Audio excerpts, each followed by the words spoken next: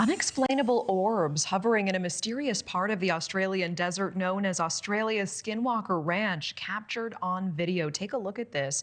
An orb, a solid white spherical object appearing to move slowly through the frame. It was a scientist camping in the desert who caught the incredible footage on an infrared digital camera while scanning the sky. And that wasn't all he captured.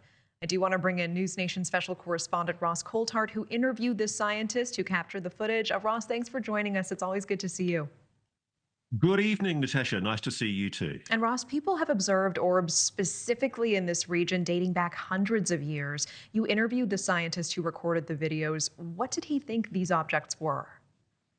So Dr. Andrew Morgan's a scientist who's been collaborating with another scientist from the US to try and investigate a phenomenon that's been seen in the Australian outback for, as you say, hundreds of years.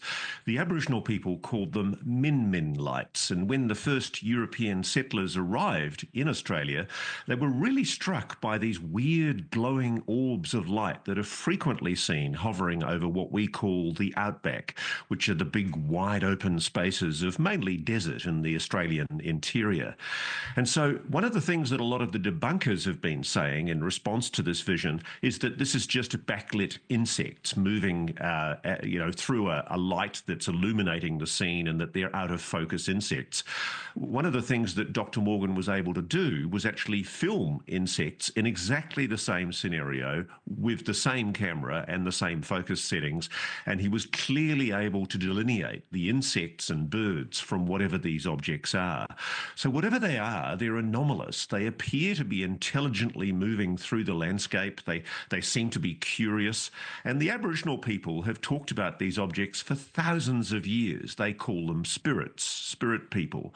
And essentially they are very, very similar. Dr. Morgan and his colleague have published a paper which explores this idea. They're very, very similar to lights that have been recorded across the United States at various Air Force bases where there've been anomalous orbs basically going into buildings, and particularly other areas where there are nuclear weapons. And it's not a coincidence, I think, that this area of the Karijini Desert is very close to a major Australian base that's part of the US national deterrence.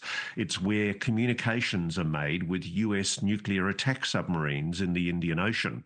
It's called the Harold E. Holt Naval Communications Station. So maybe, just maybe, this phenomenon is drawn to areas of national security interest. We just don't know. But Dr. Morgan and his colleague are doing much more rigorous investigations to try and get to the bottom of it. Yeah, it's interesting. Dr. Morgan wrote a research paper on these orbs, and it wasn't accepted by the scientific community. Is that right? There's a lot of dogmatic resistance in conventional science to the whole idea of anomalous phenomena, as you know, Natasha. There's a real resistance to even beginning the study. And it's full credit to Dr. Morgan that he's got the gumption and, frankly, the courage to come out and actually acknowledge that he's been filming these objects. He's been doing this in secret for quite some time. One of the biggest things we get from debunkers is they often say, oh, why do these incidents only ever happen over the United States and mainly over crowded cities or military bases? And frankly, they don't. They are happening all over the world. And we're not saying they're alien. We're not saying they're necessarily anomalous. But what we are saying is that they should be investigated. And that's what Dr. Morgan and his colleague are doing. And they're not jumping to conclusions. They're taking very careful scientific measurements. They want to go back with new gear.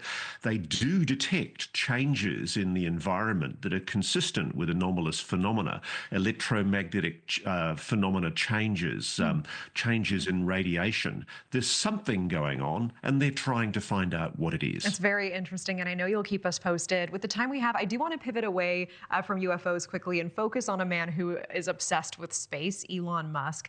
Of course, he's playing such a significant role in the U.S. government right now alongside Trump.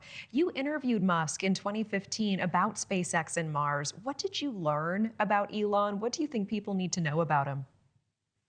I have to say, I was really impressed with Elon Musk. I went along thinking he was going to be another chief executive of an organization who didn't know anything about his supply line.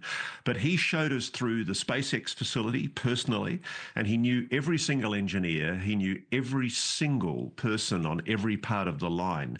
And I'll wager he knew more about the particular science involved or the technology involved in building that part of whatever it was, be it a space rocket or a Tesla, than the person operating the system. He was very impressive, mind like a steel trap. I had the feeling that about 95% of his brain was working on some other problem while he did his main interview with me on the remaining 5%.